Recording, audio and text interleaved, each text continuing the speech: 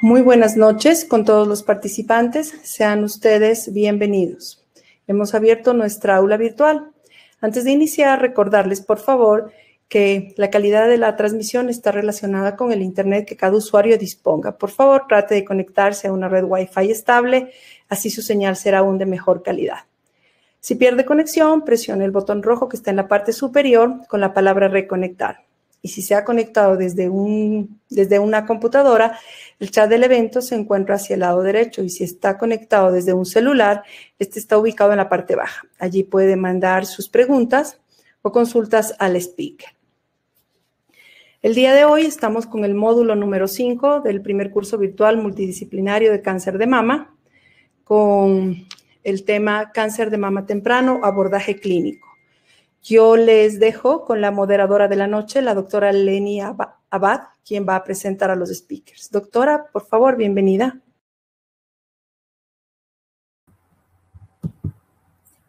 Muy buenas noches con todos, estimados colegas. Sean ustedes bienvenidos al primer curso virtual multidisciplinario de cáncer de mama. Esta noche vamos a abordar cáncer de mama temprano, abordaje clínico.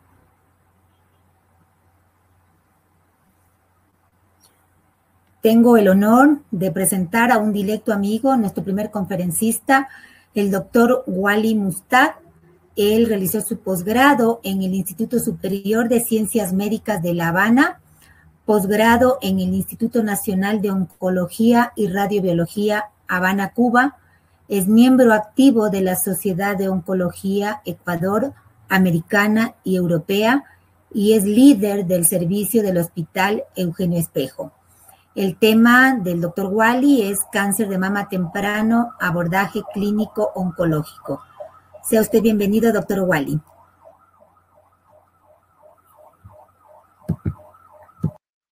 Muy buenas noches, muchas gracias, Leni. Realmente para mí es un gusto de compartir contigo y con todos los asistentes acerca de este tema tan importante. Y agradezco a la Sociedad Ecuatoriana de Oncología por darnos esta oportunidad de llevar un mensaje a todos los colegas nuestros, tanto en oncología como en otras sociedades que están prácticamente adjuntas a la Sociedad Ecuatoriana de Oncología. El tema de cáncer de mama temprano realmente es un tema bastante amplio. Ojalá que en 30 minutos podamos abordar todos los aspectos clínicos con respecto a cáncer de mama temprano. Bueno, hablando de cáncer de mama, yo creo que en las conferencias, charlas anteriores, habían hablado de todos los aspectos del diagnóstico, etcétera. Nosotros vamos más a enfocarnos en cuanto al tratamiento específico de cáncer de mama.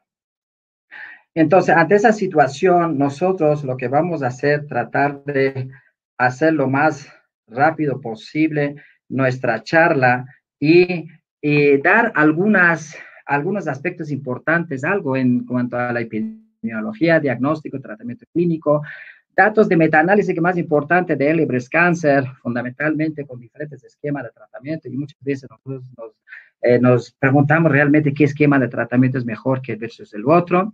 Y la parte de hormonoterapia, una vez que hayan terminado los tratamientos los pacientes, y además según el ensayo clínico de TAILORx, y los pacientes que son HER2 positivo, fundamentalmente vamos a hablar de adyuvancia y terapia extendida o no, y la parte final, el resumen. Entonces, con respecto a la epidemiología, yo creo que ya todo el mundo conoce que el cáncer de mama es uno de los tumores más frecuentes y que tiene una incidencia más o menos a nivel mundial global, según Globocan, es un 46-47 por 100.000 habitantes. Afortunadamente, la tasa de mortalidad es baja, está 12 a 13 por 100.000 habitantes. Ecuador, tenemos, por suerte, la tasa es menor que a nivel mundial. Estamos hablando casi llega a un 32 por 100.000 habitantes, mientras tanto la tasa de mortalidad prácticamente 9.1, que también estamos por debajo del rango mundial.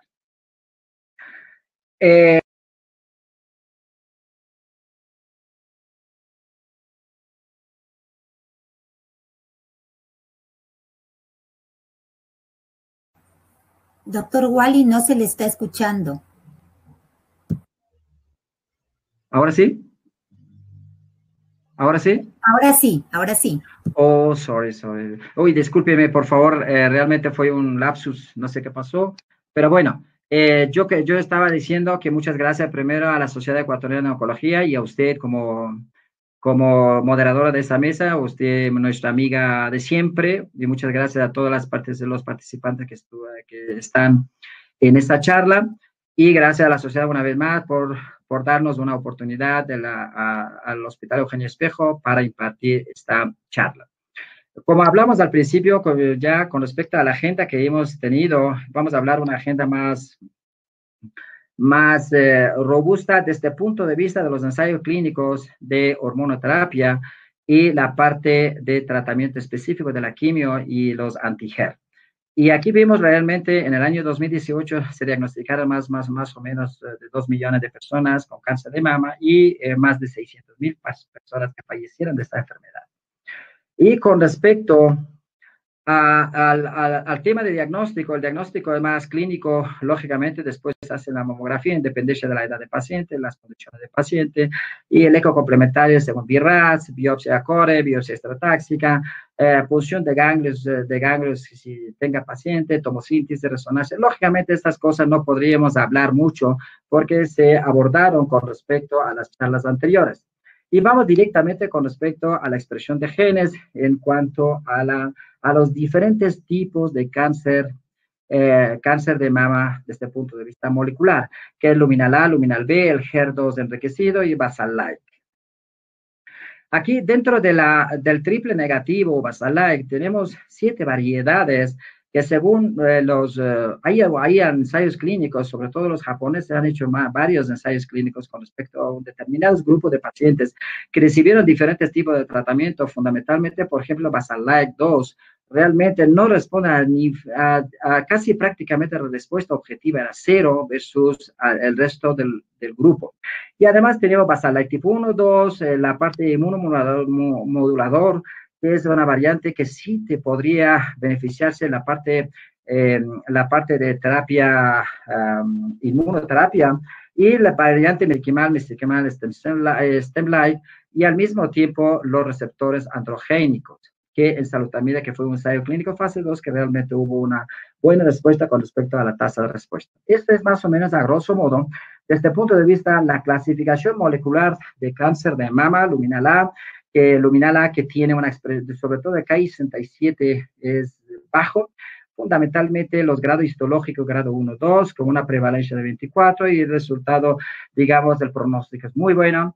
El corte, digamos, Ki67 es importante, hay algunos autores plantean 20% y otros 14%, pero según esa clasificación realmente es 14%. Luminal B, unos que se acompañan del Ki67, lógicamente los dos son Ki67 alto, unos que se acompañan de HER2 negativo y otro HER2 positivo, pero el grado de diferenciación del tumor grado 2 y 3, y el porcentaje lógicamente es diferente, 39-14%, y el pronóstico intermedio y los que tienen receptores progesterona también un poco bajo, y el resultado realmente es bastante peor.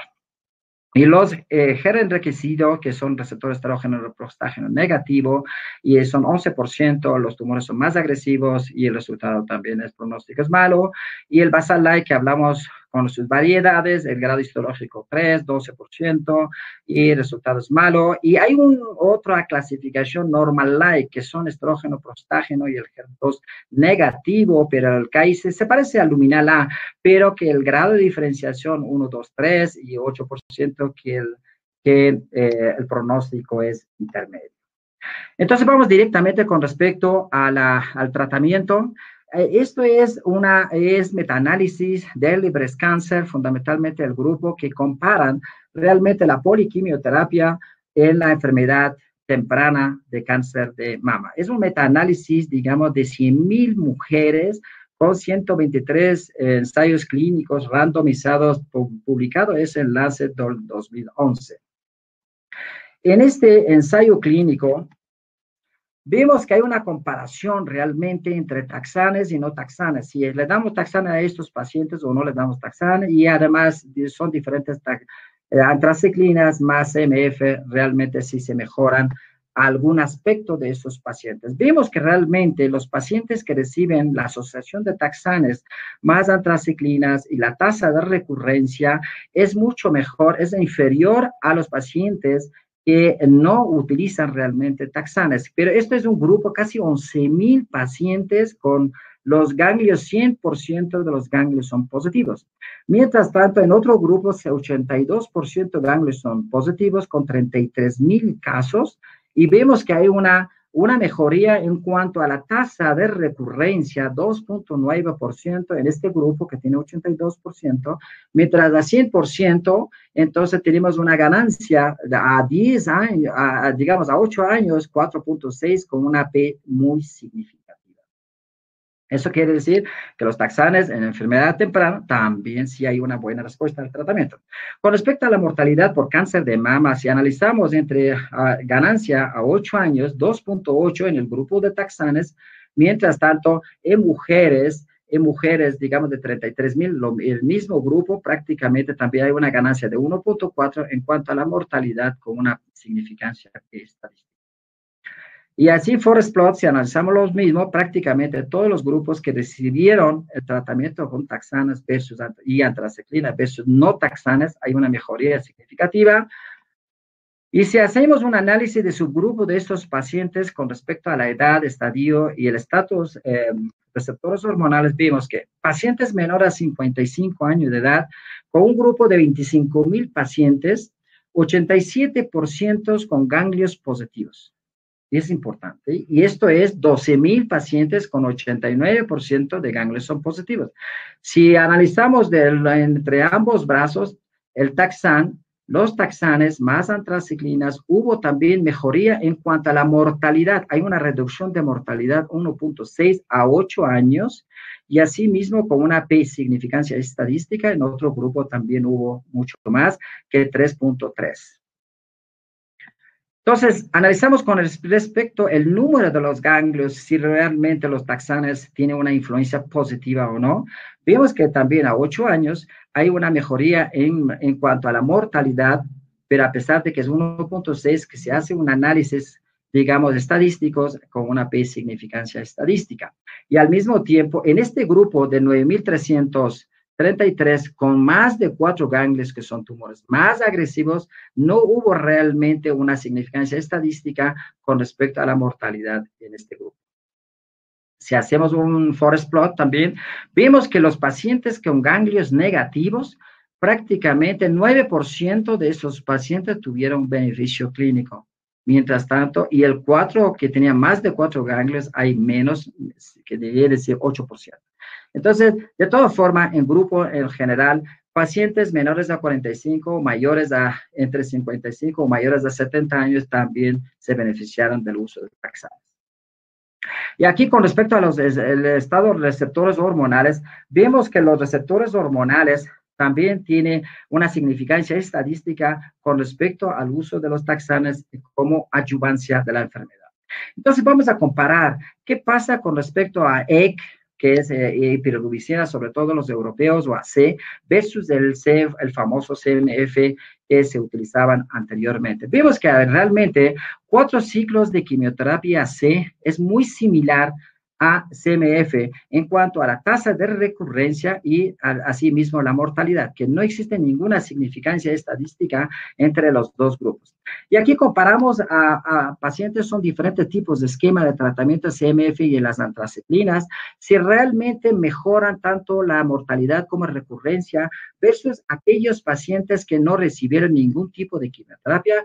Vemos que aquí realmente los grupos de antraciclinas, igual que CMF, hubo una mejoría en cuanto a la tasa de recurrencia, prácticamente con ganglios positivos, 8% en los pacientes hubo reducción en recurrencia, y asimismo en el grupo de CMF, prácticamente 10% con una reducción de tasa de recurrencia en el grupo que se empleó o que se utilizó los grupos de la quimioterapia. Y con respecto a la mortalidad, también vemos que hay una mejoría en mortalidad en los pacientes que recibieron tratamiento de quimioterapia con ganglios que sean positivos. Y aquí Forest Plot, realmente aquí son diferentes tipos de esquema de tratamientos, de diferentes dosis. Vemos que todo es a favor, digamos, de taxanes con respecto a la quimioterapia, lógicamente, sea el esquema CMF o que sea el otro esquema. Esto es, digamos, una comparación del grupo de los pacientes que recibieron simplemente terapia endocrina versus quimio más terapia endocrina. Vemos que también existe una mejoría en cuanto a la mortalidad de los pacientes que recibieron quimioterapia versus solamente más terapia endocrina versus aquellos pacientes que recibieron tratamiento endocrino. Y asimismo con diferentes esquemas de tratamiento, lógicamente, con diferentes grupos de edad, que menor a 55 años de edad o 55, 69. Quiere decir que los taxanes o la quimioterapia en sí, más hormonoterapia, independientemente de la edad de pacientes, sí realmente tiene una significancia estadística que reduce tanto la mortalidad como el porcentaje de la recurrencia en estos pacientes. Sobre esta base realmente aparece otro estudio que se publicó lógicamente en el año 2017. Este es un estudio de adyuvancia si le damos TC versus EC más taxanes en pacientes de alto riesgo. Pero como vimos en metaanálisis que realmente los taxanes redujo la mortalidad, las antrasacrinas reduce también mortalidad por cáncer y más taxanes, pero aumenta también la mortalidad cardíaca. Este es un estudio USOR, realmente sí hubo una, digamos, mejoría. TC es mejor que AC por 4 ciclos. Entonces, tanto en la sobrevida como global, como sobrevida libre de progresión. Y el estudio, lógicamente, el cáncer de mama avanzado, con análisis, realmente la AC más taxane era superior que el taxanes. El objetivo de ese ensayo clínico es un ensayo clínico prospectivo randomizado abierto, fase 3, que compara TC versus el grupo de pacientes que utilizan la atraciclina más taxanes. Y pacientes son HER2 negativos, cáncer de mama y el resultado final. Aquí analizamos en este grupo de pacientes, lógicamente le dieron 6 ciclos de TC versus antraciclinas y posteriormente le dieron 4 ciclos. Como el objetivo primario de ese estudio fue sobrevida libre, digamos, de progresión de enfermedad.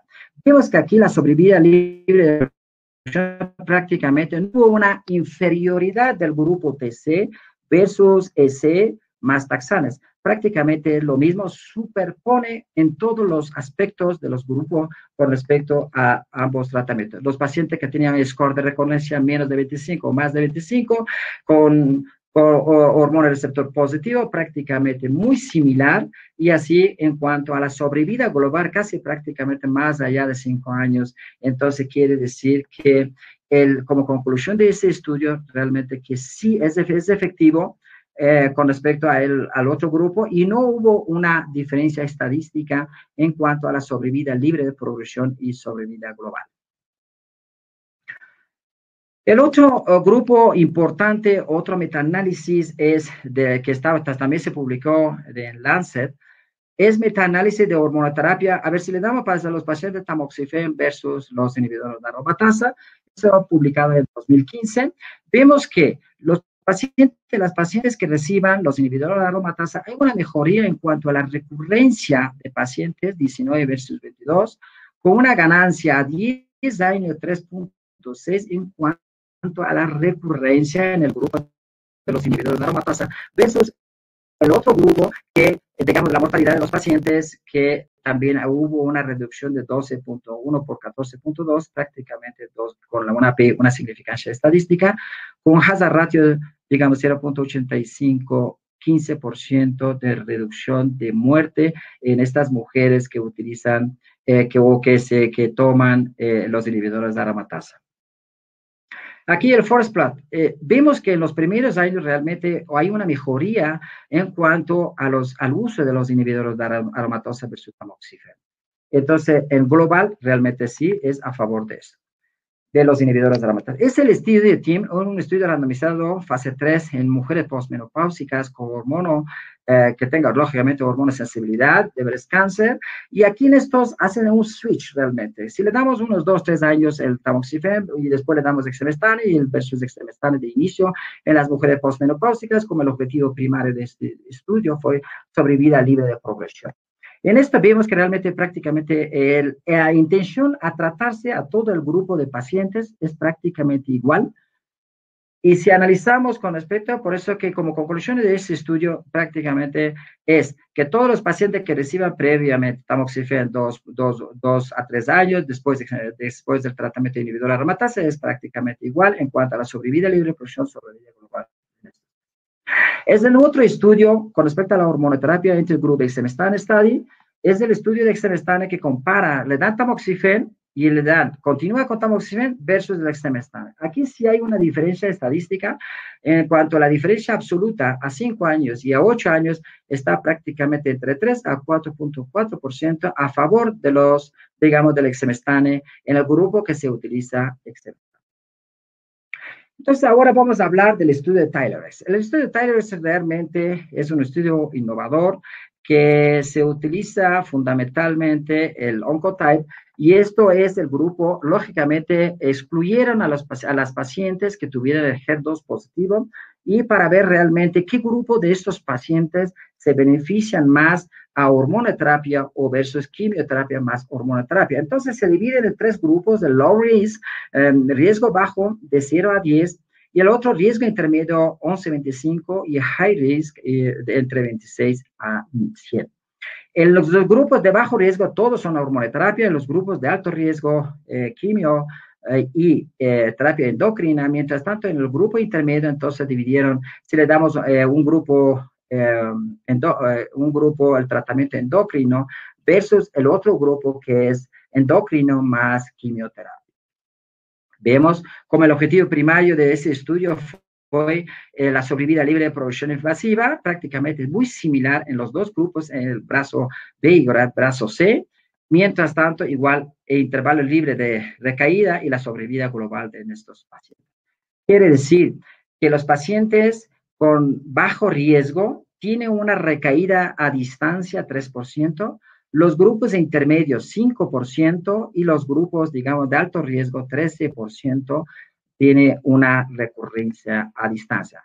Entonces, el tratamiento fundamental del primer grupo de bajo riesgo es endocrino, mientras tanto, el grupo de alto riesgo endocrino más quimioterapia, pero hubo un subgrupo de esos pacientes, mujeres jóvenes o menores de 50 años, y que tuvieron riesgo de recaída entre 15 a 25%, y algunos pacientes de riesgo 21-25 se beneficiaron de quimioterapia. Esto es como el resumen de esto, el estudio de TYLER-X. Ahora vamos a hablar del grupo más, otro grupo que son los anti-HER. Entonces, antes de advenimiento o antes de la inducción de trastuzumab en los pacientes, vimos que la sobrevida de esos pacientes, las pacientes que tuvieron el HER2 positivo, prácticamente la mediana sobrevida no superaban más allá de 2 años. Entonces, ¿qué pasa con respecto a los años del periodo de 1986 a 1992? Vemos que 25% de las pacientes con HER2 positivo recaían. Mientras tanto, entre 2004 y 2008 vemos que gracias a los distintos tipos de tratamiento anti-HER, vemos que la recurrencia de esos pacientes redujo prácticamente un 15% de estos pacientes. Entonces, sabemos que las pacientes que tienen HER2 positivo son pacientes más agresivos. Entonces, aquí para seleccionar a los pacientes le damos quimioterapia neoadyuvante, adyuvante o terapias extendidas. Entonces, ¿qué paciente realmente recibe neoadyuvancia en los pacientes con HER2 positivo? Que sea mayor volumen tumoral en relación a la glándula mamaria para hacer una cirugía conservadora o no. Ganglios positivos, factores de alto riesgo, de alto grado, o hormonoreceptor negativo, el HER2 positivo y triple negativo. Todos los pacientes que sean mayores a 2 centímetros con ganglios positivos deben recibir el tratamiento neoadyuvante de doble bloqueo, digamos, de trastuzumab y pertuzumab.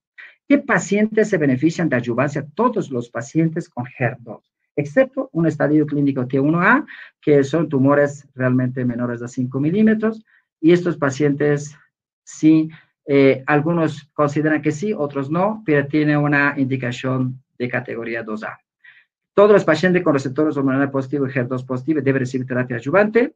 También la decisión de terapia adyuvante se basa en varios factores: la sensibilidad al tratamiento, riesgo-beneficio, riesgo de recaída y las comorbilidades. Aquí tenemos un pool de estudios randomizados. El estudio era que más importante al principio. Posteriormente, el estudio B31 y el estudio BESIR, que cada uno comparan la quimioterapia más trastuzumab y continuar y completar el brazo de trastuzumab un año, y excepto el ERA, que era 2 años, pero al final quedó en 1. Y aquí en estos grupos vemos que hay una mejoría en la sobrevida libre de progresión en todos, con una significancia P estadística, y asimismo la sobrevida global de todos los pacientes que reciben el tratamiento anti-HER con respecto a la enfermedad de mama temprana. Entonces, con respecto al trastuzumab, ¿qué adición más podríamos dar a estos pacientes? No solamente con la molécula como trastuzumab, sino otras moléculas más. Ahí viene el estudio de neratinib, que fue aprobado por FDA en 2017. Esto como terapia extendida anti-HER para la enfermedad, pero la enfermedad temprana. Fundamentalmente en adyuvancia con trastuzumab, que lógicamente esos pacientes recibieran.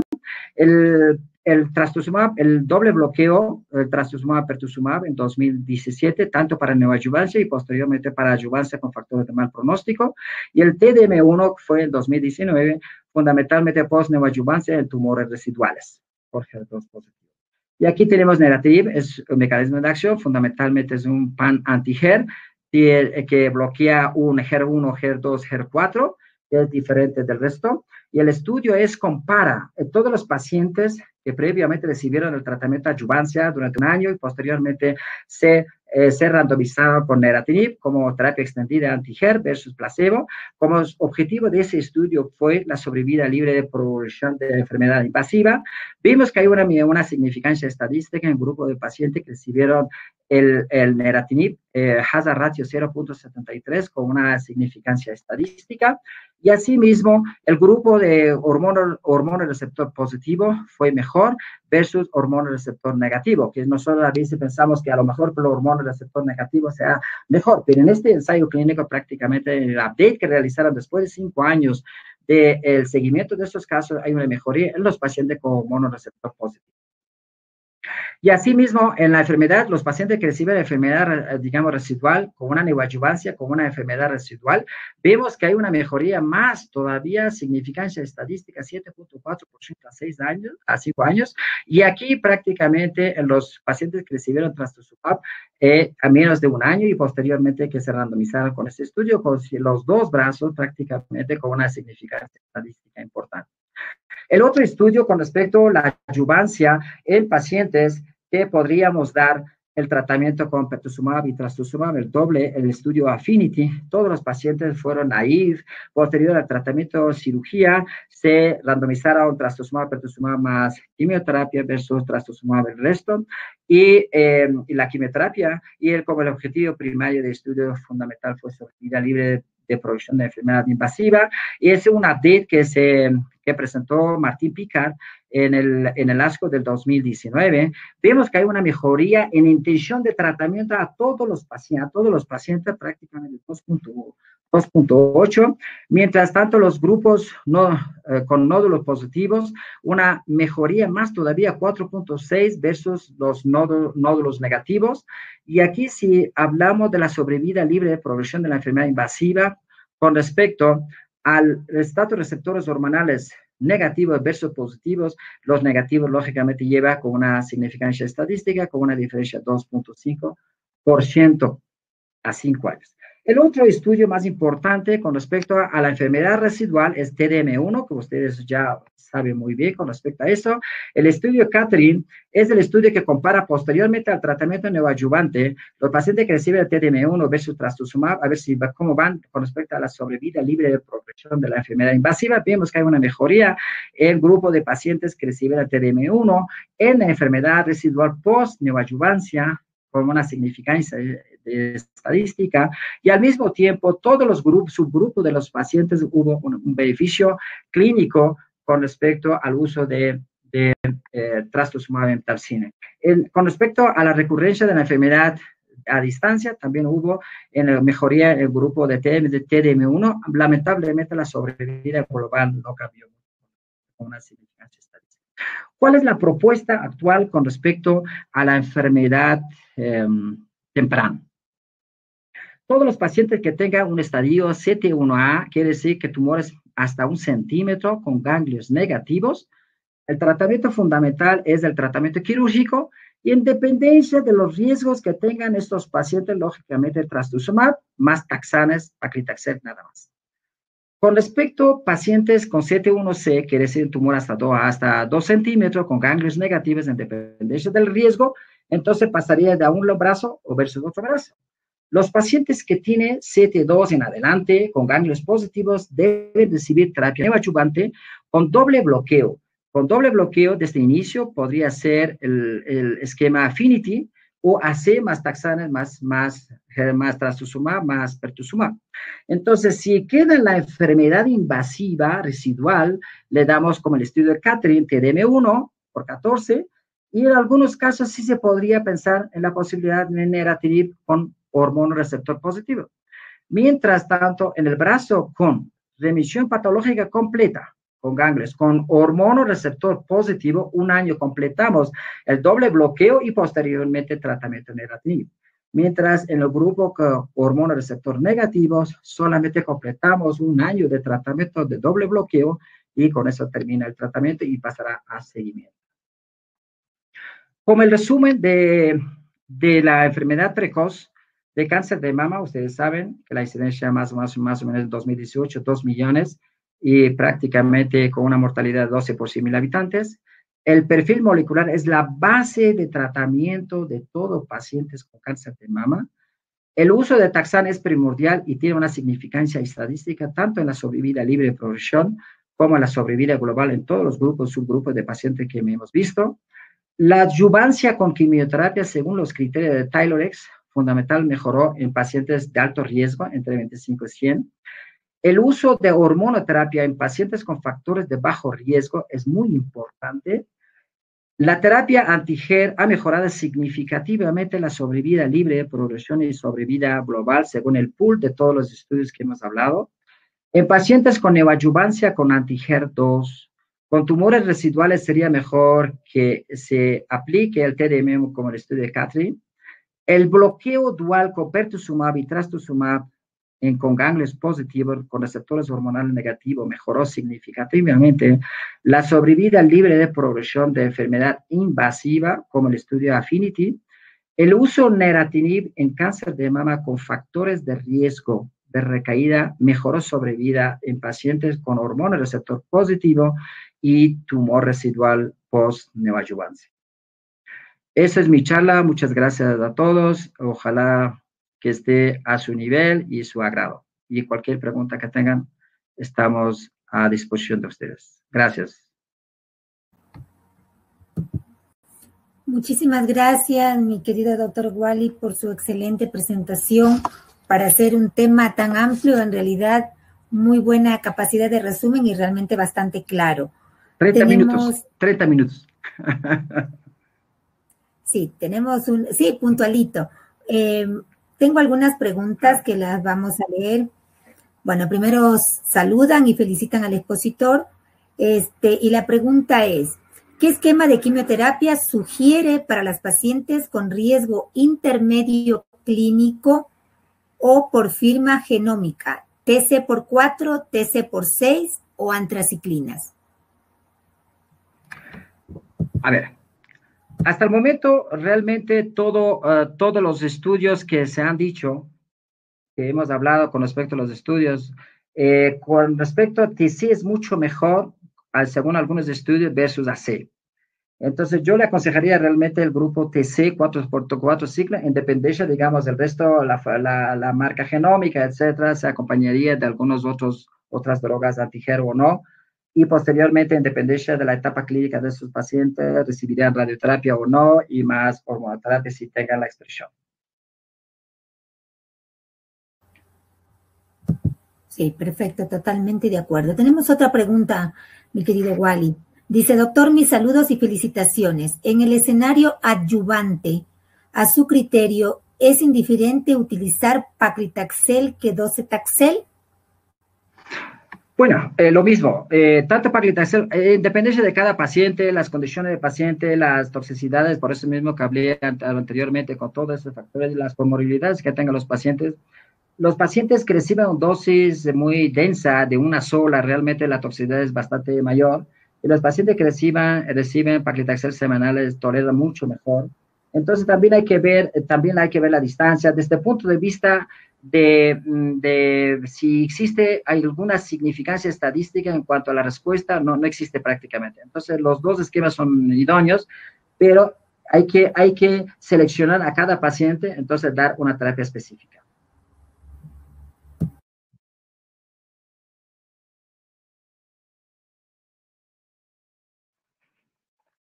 No escucho, Lenny, no te escucho. ¿Ahí me escuchas? ¿Ahí me escuchas? Ahora sí.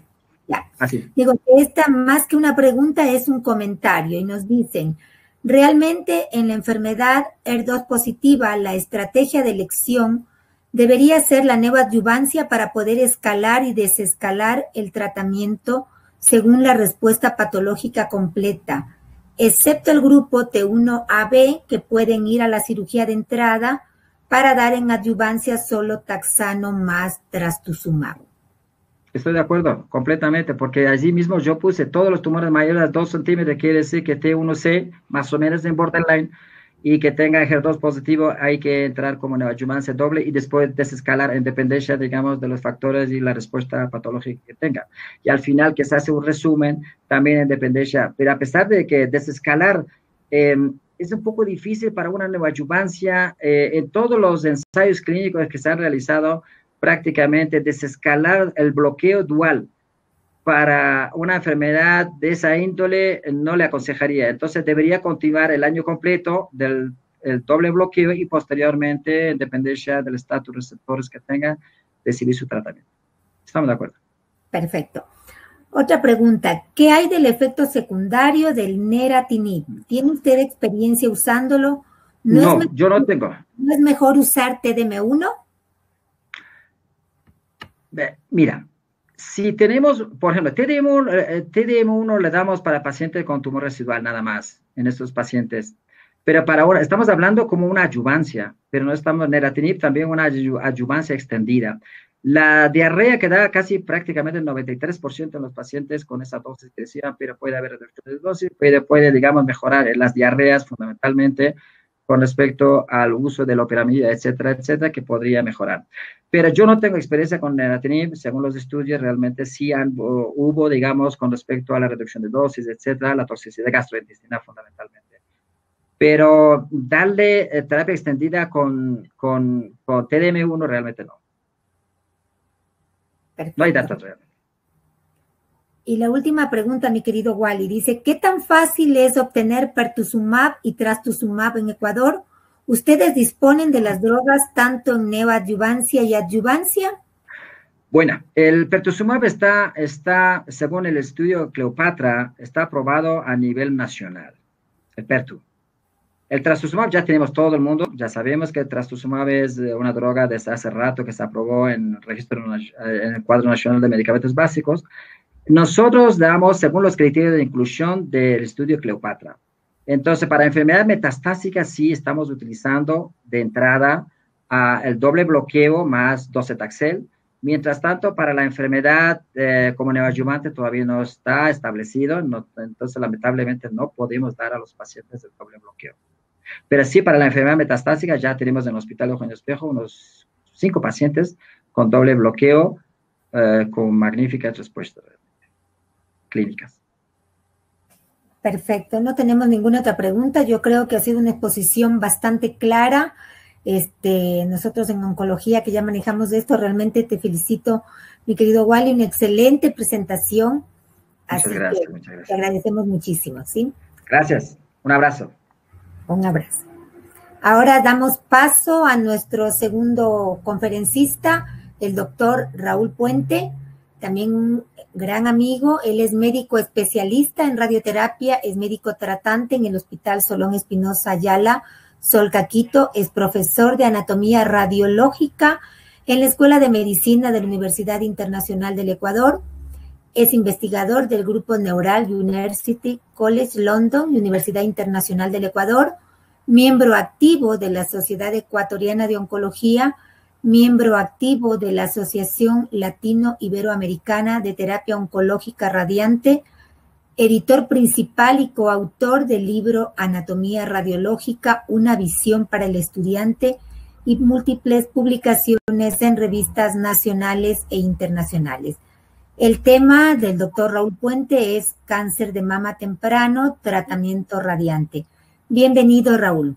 Muchas gracias, doctora Leni. Qué gusto estar aquí. Muchas gracias a la organización por haberme hecho partícipe de esta conferencia.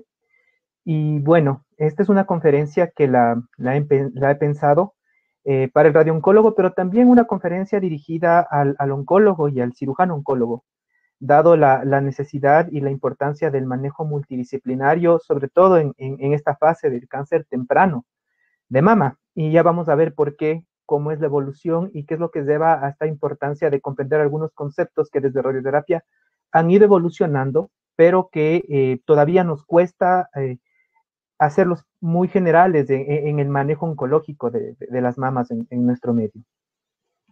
Entonces, ¿cuándo empieza la radioterapia en mama? La radioterapia en mama empieza muy temprano, a principios del siglo XX, finales del XIX, con Émile Gourbet en Chicago. En 1896 comienza a aplicar radiaciones ionizantes con teleterapia, con máquinas mucho de kilovoltaje, y comienza a haber unos efectos de respuesta tumoral.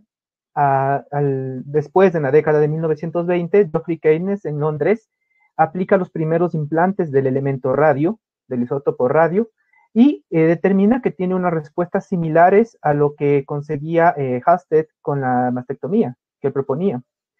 Ya para 1960, la aparición del megavoltaje, de los aceleradores lineales y de las bombas de cobalto hacen que el abordaje y la terapia en mama tenga un gran salto por la capacidad de conformar dosis y por la dosis a la que se podía llegar ya en mama. Y la aparición del 3D en la década de los 90, pues con la conformación nos permite ahorrar mucha radiación a tejido sano y hace una gran revolución en el manejo de la mama con radioterapia.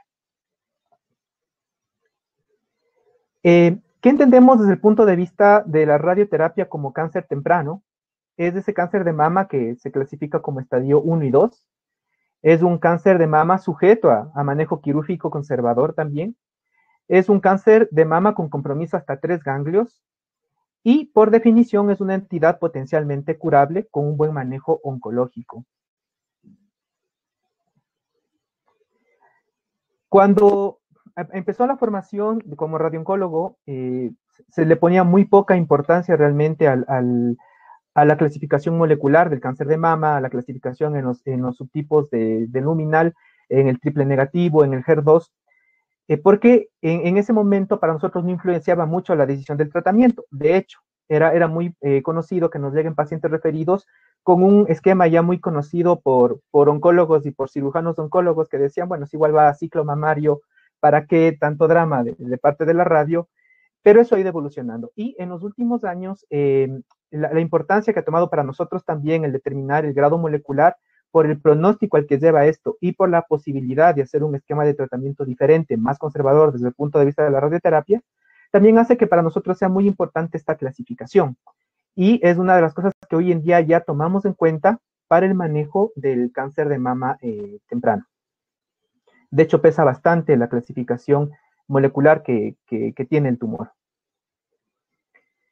¿Y qué tenemos nosotros como estándar de tratamiento? Ya en las charlas anteriores del día martes se habló muchísimo desde el punto de vista quirúrgico. La recomendación actual en el tratamiento de mama temprano está dado por un manejo cada vez más conservador y menos mutilante en las mujeres, y en eso tiene que ver mucho también la evolución de la quimioterapia neoadyuvante, pues en la radioterapia la posibilidad de hacer también terapias más conservadoras nos ha llevado a que ahora tengamos ya estándares definidos para el cáncer de mama temprano. Para nosotros, la irradiación post-terapia conservadora tiene un beneficio marcado, un beneficio que está con muy poca posibilidad de discusión, dado por el Early Breast Cancer Trials Group, un metaanálisis que determinó que hay una reducción del 15.7% a 10 años absoluta la posibilidad de recaída local y una reducción del 4% en mortalidad a 10 años en las pacientes con cirugía conservadora y que se ha realizado radioterapia. Y bueno, cómo ha ido evolucionando lo nuestro, el estándar y lo que se tenía muy establecido eran los 60 Grays en 2 fases, que es el ciclo mamario, que es muy conocido, muy popularizado.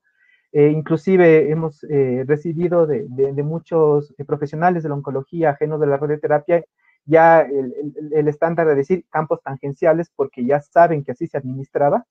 Y esto duraba unas 30 sesiones, que esto hablaba de unos 30 días laborables en tratamiento para las pacientes. Y aquí comienzan ya a aparecer los cambios que la evolución de la tecnología y la posibilidad terapéutica nos van dando con el estudio Amaros. El estudio Amaros es el que marca el hecho de que irradiar la axila en lugar de una disección axilar en una paciente que se ha hecho un ganglio centinela adecuado, que tiene de uno o dos ganglios centinelas positivos, tiene el mismo control a nivel axilar y se evita mutilación. Entonces, este estudio Amaros es el que nos da la pauta para tratar de sustituir lo que implicaba hacer una disección ganglionar axilar con toda su morbilidad por irradiar la axila. Y también aparecen los estudios START A y B, que, encabezados por británicos, que generan o nos dan la pauta para hacer el lipofraccionamiento moderado en la terapia conservadora de mama. Y este es un hito muy importante porque comienza a cambiar la lógica de pasar de estas 30 sesiones de un tratamiento bastante demorado, con mucha toxicidad para las pacientes, a un tratamiento mucho más corto, mejor tolerado para las mismas.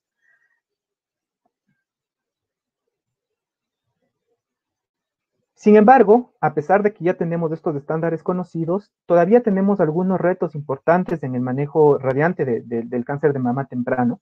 Y estos retos importantes vienen dados primero por la decisión del BOOST. Uno de los temas más complejos a discutir en la implantación del lipofraccionamiento propuesto por los estudios de START es la decisión del BOOST.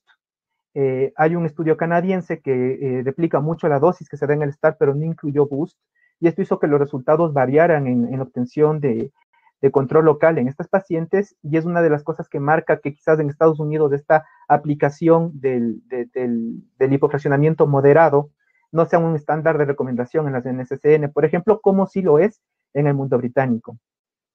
Que también tenemos para el BOOST nosotros, y para un buen BOOST, el rol del cirujano es fundamental, y aquí nosotros hemos hecho una lucha diaria en nuestro centro, y me imagino que es algo que también se replica a nivel del país, el hecho de que el cirujano en cirugía conservadora nos deje marcando el hecho tumoral. No es lo mismo hacer un BOOST, un refuerzo de dosis de radioterapia a un lecho tumoral definido con clips o con marcas en el acto quirúrgico, que tratar de hacer un refuerzo a todo el cuadrante. Nos cambia totalmente la posibilidad de ahorrar dosis a los órganos de riesgo, y esto es algo que para nosotros es fundamental. Sin embargo, no es una práctica muy común, al menos en el centro donde yo ejerzo. La cicatriz, este fue un estándar de hacer el refuerzo a la cicatriz. Sin embargo, las técnicas oncoplásticas, como lo manifestaron en la charla de hace 2 días, hacen que muchas veces, o que la gran mayoría de veces ya hoy en día, la cicatriz no se corresponda al lugar donde realmente estaba el tumor.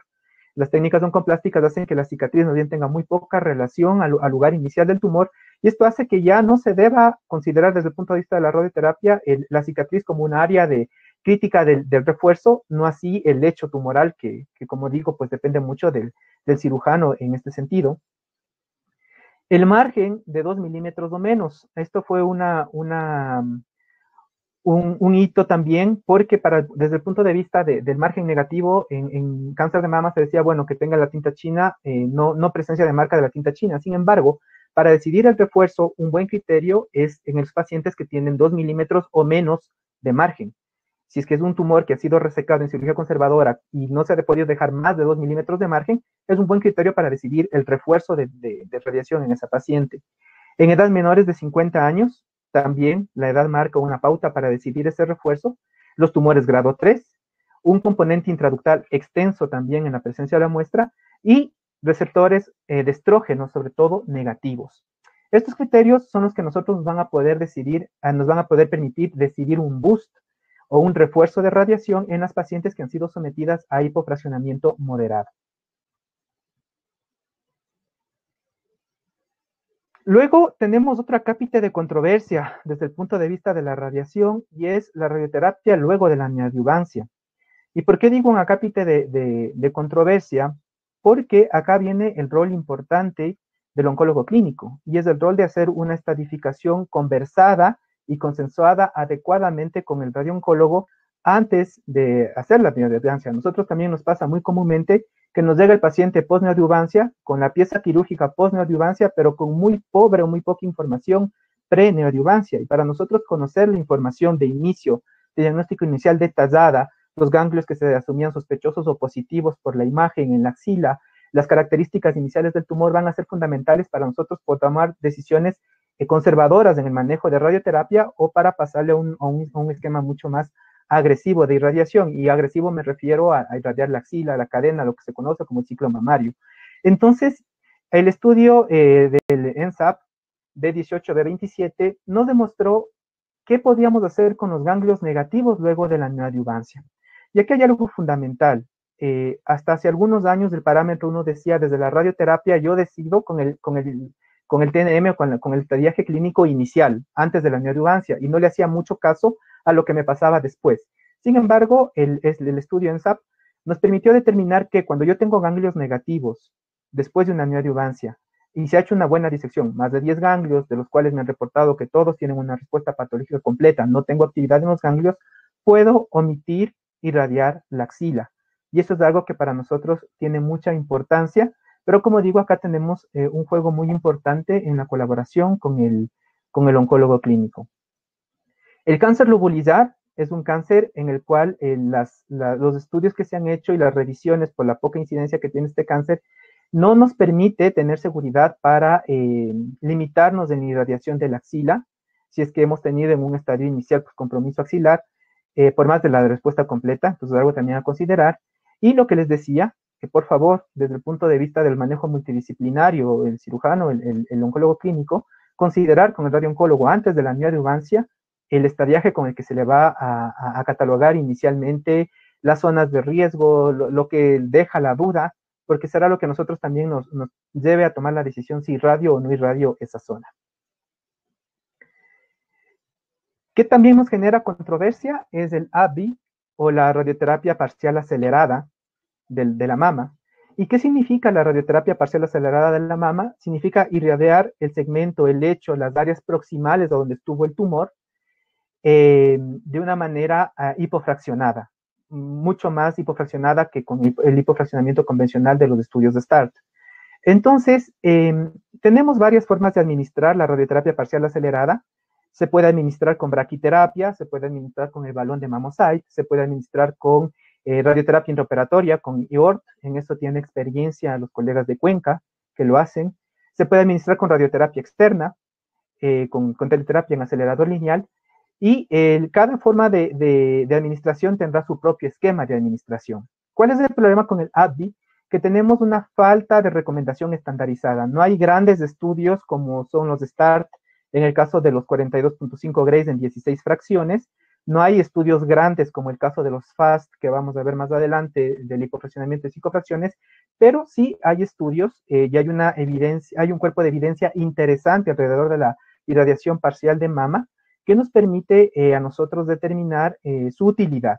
Sin embargo, sí hay criterios establecidos de acuerdo a este cuerpo de evidencia en los cuales se debería aplicar el AbbVie, que son en pacientes mayores de 50 años con tumores de 2 centímetros o menos, grado 1-2, receptores de estrógenos positivos, invasión linfovascular negativa, ganglios negativos y márgenes mayores a 2 milímetros. En estas consideraciones, la revisión de la literatura y de la evidencia nos dicen que sí es seguro hacer la radioterapia parcial acelerada. ¿Qué está ahora en el ojo de la tormenta y que ha generado mucha polémica es el hipofraccionamiento extremo? Cuando yo les mencionaba los estudios de START A y B, que son los que nos determinan hacer un hipofraccionamiento moderado conducido en Gran Bretaña, donde se ve muchísimo el costo-beneficio del número de sesiones y del y de la carga de costo que significa esto para el gobierno, se planteó 16 fracciones y tuvo ya mucha controversia sobre la toxicidad que estas 16 fracciones podrían generar, sobre todo en la mama izquierda, al corazón, a los pulmones. Después del tiempo y de los 10 años se determinó que en los START, con las revisiones, la toxicidad era equiparable a la que se hacía con el fraccionamiento convencional de 30 sesiones. Los británicos nuevamente plantean un hipofraccionamiento mucho más agresivo basados en el alfa beta de la mama. Determinan que el alfa beta del cáncer de mama pues, está alrededor de los 3.4 a los 4 grays, es un alfa beta bajo, donde por consideración radiobiológica el hipofraccionamiento va mejor. Y en ese sentido plantearon el estudio primero el FAST y después el Fast Forward, que se proponía dar el equivalente de radioterapia de 50 grays, pero ya en 5 sesiones, ya no en las 16, ya no en las 30, en las 25, perdón, sino en 5 sesiones. Entonces, en el FAST inicialmente se planteó una sesión semanal, esto por nuevamente el miedo a la toxicidad, al ser un fraccionamiento tan grande, una hipofracción tan grande, y se planteó que se haga 6 grays o 5.7 grays una vez por semana. Posteriormente, se planteó el Fast Forward con los resultados evidenciados e iniciales en el FAST, y se planteó que se podía administrar con seguridad las fracciones diarias. Se podría completar las 5 sesiones en una sola semana de tratamiento con 5.2 grays o 5.4 grays, que es lo que se planteó comparar en el Fast Forward. Con el FAST inicialmente, la revisión y el reporte ya a 10 años, que fue publicado este año en el 2020 en el Journal of Clinical Oncology, determinó que el control local y la toxicidad tienen rangos aceptables a los estándares de manejo, tanto de 16 fracciones como de 25 fracciones para el FAST. Hay que tomar en cuenta que el FAST pues, se administraba una vez por semana. El paciente tenía 5 semanas de tratamiento, pero solo se hacía una vez por semana el mismo. Entonces, estos son los resultados que tenemos del FAST. Este es el seguimiento a 10 años sobre la toxicidad, que era lo que más preocupaba. Y se vio que en la contracción mamaria después de la radioterapia, sobre todo cuando se utilizaba dosis de 28.5 grays, no marcaba diferencia con el estándar de tratamiento de los 50 grays. Cuando se utilizaba fracciones un poquito más groseras de 6 grays, sí que había algo de diferencia, pero el de 28 se asemejaba muchísimo. Igual en la induración de la mama, como efecto adverso a 10 años, se determinó que no había una diferencia estadísticamente significativa entre los grupos de comparación, sobre todo con el de 28.5 grays, con el de 5.7 grays por fracción. Para el edema mamario, se determinó igual, lo mismo, no había diferencia estadísticamente significativa, ni clínicamente relevante con los 50 grays, y para la telangiectasia pasó un fenómeno similar. Eso en cuanto a lo que hizo el FAST, y esto pues es lo que les animó con los resultados preliminares de 5 años para plantear el Fast Forward por la seguridad con la que se había planteado el FAST y hacerlo esto a fracción seguida. ¿Qué es lo que el Fast Forward nos demostró? El Fast Forward nos demostró primero que la recaída ipsilateral del tumor, la recaída local del cáncer de mama, tratado con 26 grays en 5 fracciones o 27 grays en 5 fracciones, no tenía una diferencia estadísticamente significativa con 40 grays en 15 fracciones. Se podía administrar las 5 fracciones a 5 días por semana con una fracción un poquito más baja de 5.2, pero sin diferencia estadísticamente significativa en el control local de la recaída. ¿Qué también se hizo con el Fast Forward? El Fast Forward nos permitió determinar el control local, la recaída regional, que tampoco tenía diferencia estadísticamente significativa en los grupos de comparación, comparando ya con el grupo de 40 grays en 15 fracciones. La recaída a distancia tampoco marcó una diferencia. La presencia de tumor contralateral en mama de un segundo primario tampoco marcó diferencia estadísticamente significativa. Y en cuanto a la toxicidad, tanto en muerte por el cáncer de mama, por un segundo cáncer, como por causa cardíaca, que es lo que más asusta cuando se plantea una hipofracción tan grande, pues no demostró esta diferencia estadísticamente significativa.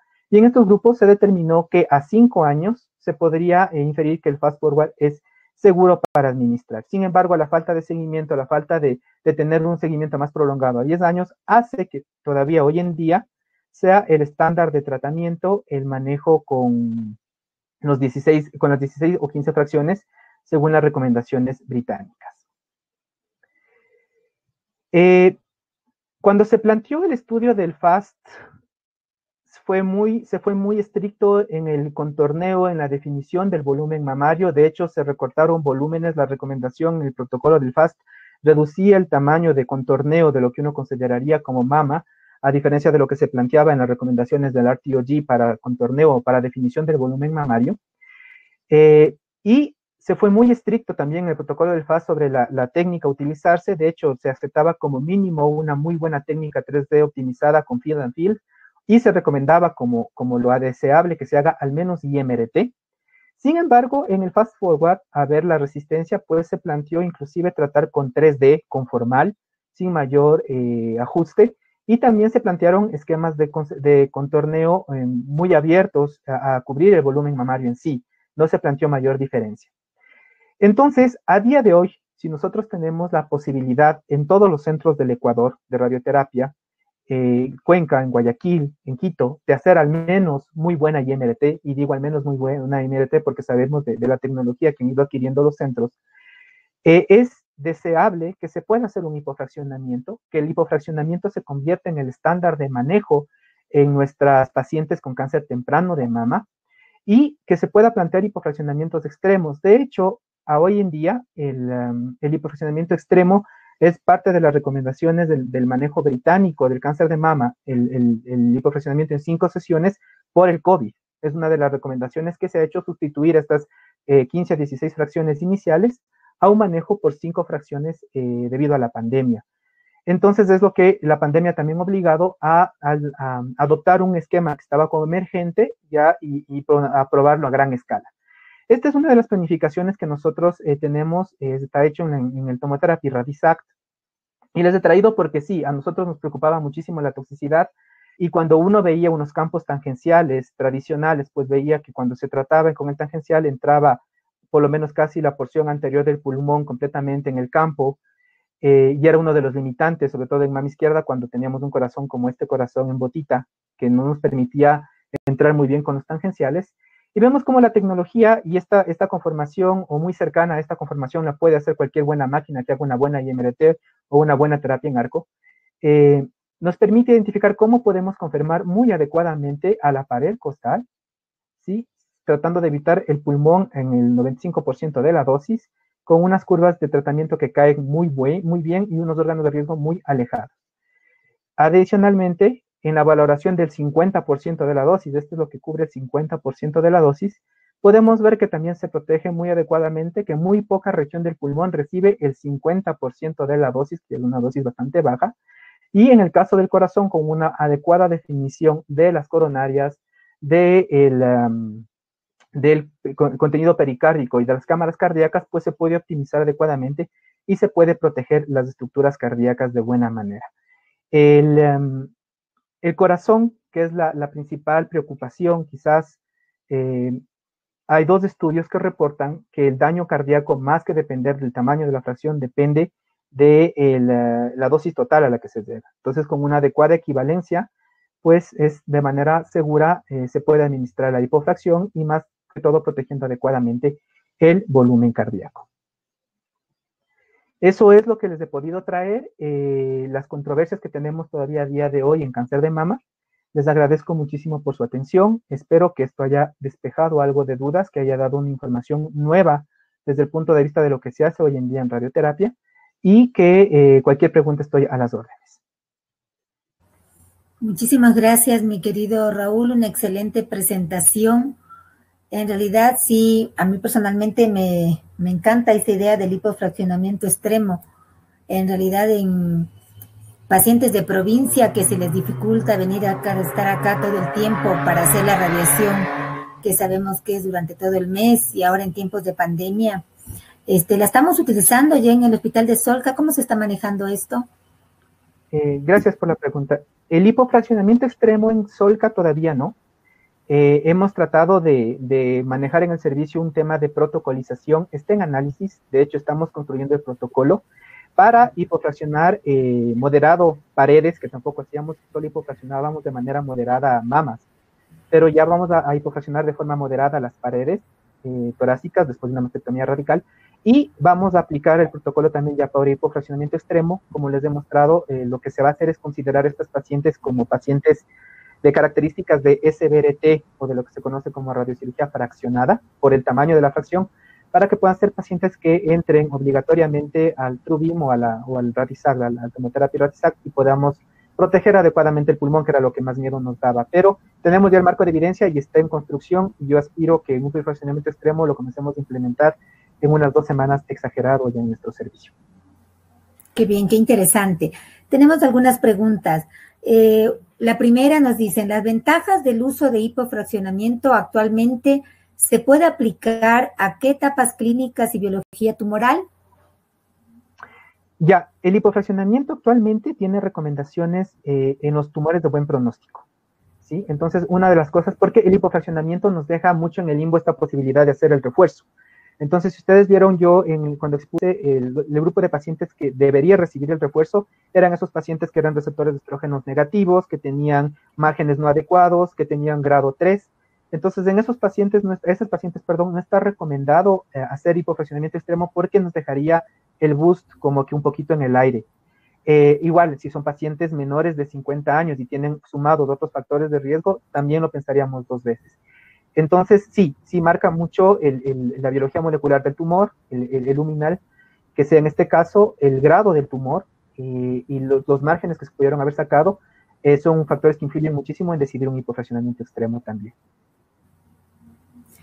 Muy bien, gracias. Tenemos otra pregunta, mi querido Raúl. Dice, ¿cómo interpreta el papel de Amaros con radioterapia dirigida a la axila en pacientes que cumplen criterios de la COSOC Z11 para no disecar la axila con hasta 2 ganglios positivos que se llevarán a radioterapia a la mama y recibirán igualmente campos tangenciales que puedan llegar a la axila?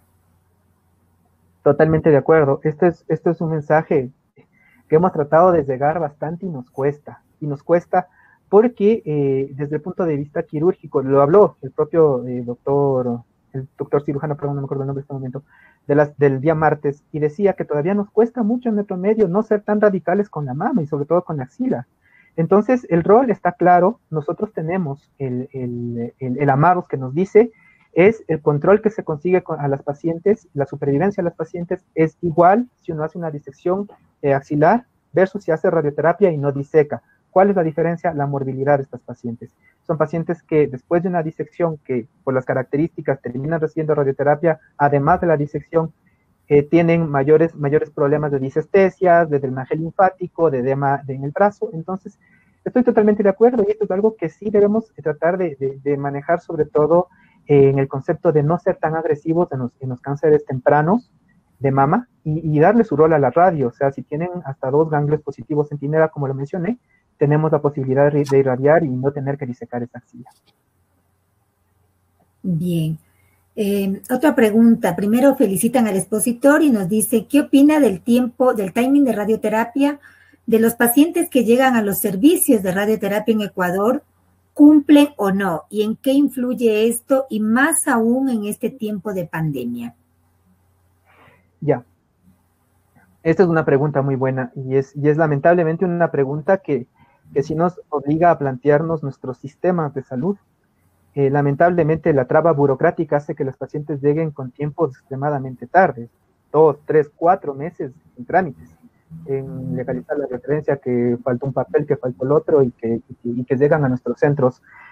Y bueno, lo que la evidencia nos dice es que la paciente usualmente viene con contexto de hormonoterapia. Si la paciente está con algún tipo de tratamiento oncológico, o sea, inclusive solo hormonoterapia, es una paciente que el timing no debe influir en nuestra decisión de irradiar. Esa paciente debe recibir tratamiento de radioterapia. El ideal del timing nosotros lo sabemos cuál es, mientras más pronto, 6 semanas adecuadamente se pueda hacer la radiación, mucho mejor. Pero en el cáncer de mama específicamente el timing no es tan estricto, porque los pacientes usualmente vienen en un contexto de que están recibiendo hormono, que están recibiendo trastuzumab, y eso nos da el tiempo y la posibilidad a nosotros de tratar. De todas maneras, si fuera una paciente que pasó muchísimo tiempo y que así ya no esté con algún tratamiento oncológico, el beneficio de hacer radiación a este grupo de pacientes todavía existe. No es el mismo beneficio que se podría obtener en una paciente con un timing ideal, pero existe el beneficio, así que se debería intentar irradiar a estos pacientes. Perfecto. Y una última pregunta. Nos dicen, ¿cuándo irradiar la fosa supraclavicular? Ya, la fosa supraclavicular es uno de los temas de controversia y es algo que se recomienda irradiar en los cánceres avanzados de mama, en esos cánceres que tienen una carga ganglionar importante.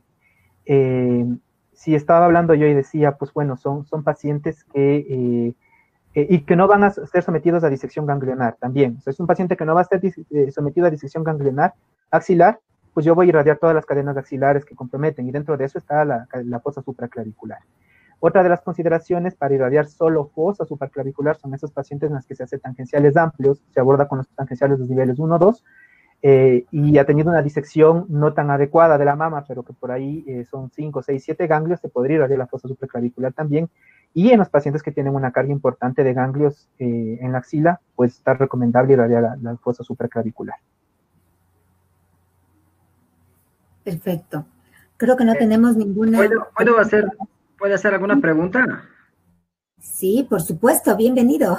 Oh, ya, gracias. Raúl, felicitaciones, realmente magnífica conferencia. Tengo algunas dudas con respecto en cuanto a la radioterapia en cáncer de mama.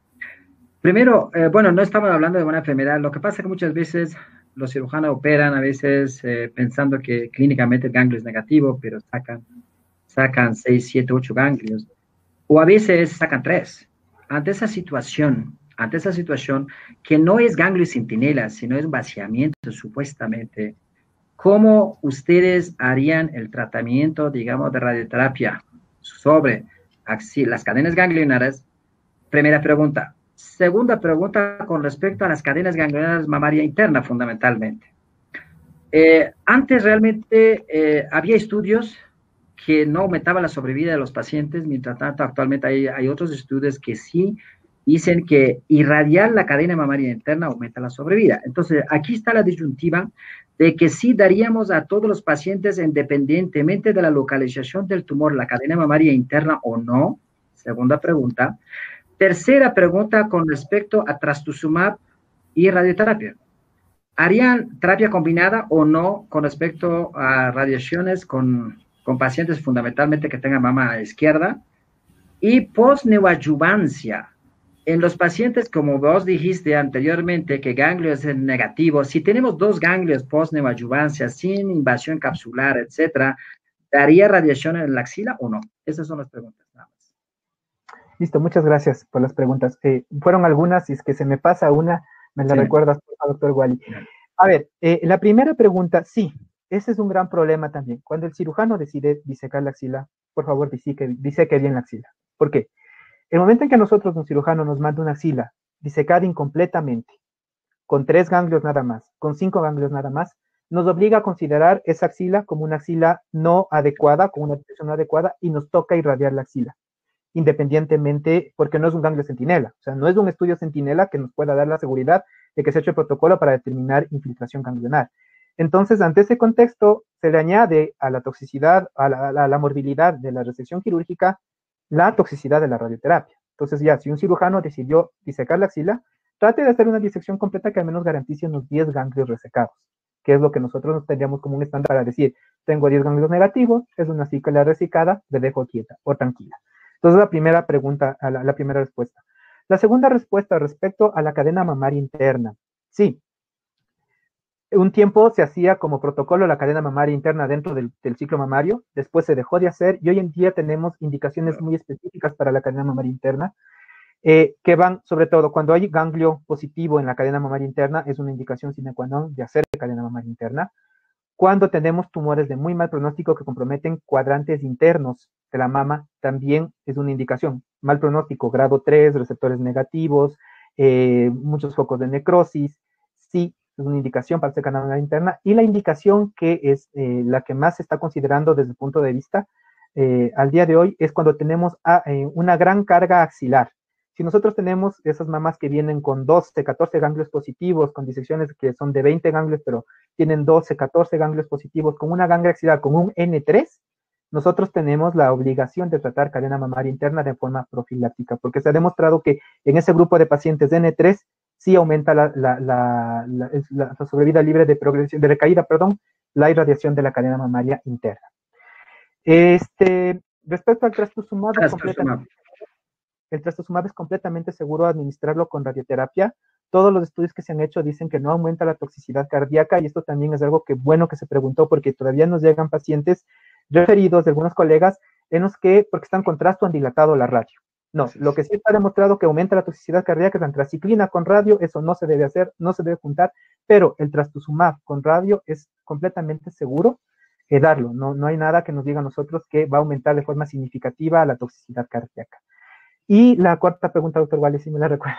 Con respecto a los ganglios, después de neoadyuvancia, 2 ganglios son positivos, no hay invasión capsular, no hay invasión nada a nivel de la axila, ¿le daría radioterapia sobre la axila y las cadenas o no? Depende de cuántos ganglios hayan sacado. Por ejemplo, 10 ganglios sacados, 2 son positivos. Sí. Nosotros tenemos una regla para decidir la irradiación en la axila. Como yo les decía, si tengo un paciente que fue un N1, N2, pero que después de la neoadyuvancia tuvo respuesta a patología completa y me sacaron 10 ganglios y ninguno es positivo, no irradio la axila. Si es que tengo 1 o 2 ganglios, tenemos la regla del 5%. Si es que es un vaciamiento que me ha garantizado que el 5 o menos, el 5% o menos de los ganglios son positivos, omitiría la radiación. Por ejemplo, si es que es un ganglio con vaciado 20, se ha sacado 1, omitiría la radiación, pero sí me rijo por ese 5% de positividad para decidir excluir la radioterapia. O sea, tiene que ser un buen vaciamiento, pero ya les digo que para que sea un 5%, pues es un vaciamiento grande realmente. Y la última pregunta con respecto al hipofraccionamiento extremo. En Inglaterra, lógicamente, hicieron semanalmente, y eso, la radiodecadencia que tiene durante una semana. Después, por ejemplo, si empiezan todos los primeros 6 días sin radiaciones, con respecto radiobiológicamente, ¿cuánto saldría realmente la dosis total? Y al mismo tiempo, y la radiodecadencia con el efecto alfa-beta, como mencionaste anteriormente, ¿cómo podríamos saber exactamente si esos pacientes van bien o van mal? Ya. Bueno, esta es una pregunta buena, y es una pregunta que ahora, en tiempos de pandemia, pues tiene mucha importancia, porque muchos pacientes suspendieron tratamiento. Suspendieron tratamiento, no podían llegar, la cuarentena, la falta de transporte, etcétera, y suspendieron tratamiento. En los tumores que tienen un alfa-beta bajo, como mama, como próstata, la pérdida de efecto radiobiológico por interrupción no es tan importante como un tumor escamoso. Si fuera un cáncer escamoso, para mí esa interrupción cuenta muchísimo y estoy obligado a compensar. Cuando es un tumor de alfa-beta bajo, pongo el ejemplo nuevamente, próstata o mama, nosotros tenemos una tabla de cálculo, se hace una conversión, una fórmula de conversión para ver si es necesario, de acuerdo al tiempo perdido, compensar. La mayoría de veces no compensamos en mama, porque las pérdidas no son muy significativas. Pacientes que por ahí han perdido una semana, 10 días, no nos obligan a compensar. Y cuando han sido ya muy significativas, pues terminamos decidiendo en base a una fórmula que nos permite asociar el alfa-beta, el tiempo transcurrido, el decaimiento del efecto biológico. Y en estas pacientes sí va a mermar un poco el control, pero hay que tomar en cuenta que son pacientes que por su manejo hormonal posterior, pues terminan teniendo no mucho impacto con la interrupción en la mama. O sea, lo que quiero decir es que en un cáncer de mama la interrupción no tiene un impacto tan significativo en la pérdida de control como sí lo hacen los escamosos, por ejemplo. Muchas gracias. Ya, de nada. Ya. Doctora Leni, no se le escucha. Muchísimas gracias, mi querido Raúl, excelente explicación. Tengo una pregunta para el doctor Wally. El uso de neratinib en adyuvancia. ¿El estudio? ¿Cómo? Sí, el uso de neratinib en adyuvancia nos están preguntando. Nera. Pero sí hablamos con respecto al estudio neratinib, el extended, es como adyuvancia después del trastuzumab, como cuando pacientes reciban, pero como de entrada, neoadyuvancia no. Como adyuvancia no. Pero como adyuvancia extendida sí tenemos data, pero el resto no. Perfecto, espero que esto les conteste. Bueno, yo creo que ha sido bastante amplia la exposición. Felicito a los expositores, muchísimas gracias, excelentes presentaciones y una vez más les invitamos al siguiente módulo que es el cáncer de mama localmente avanzado, manejo multidisciplinario, en donde tenemos una conferencista internacional, la doctora Ana Lunch, y moderador el doctor Fernando Checa.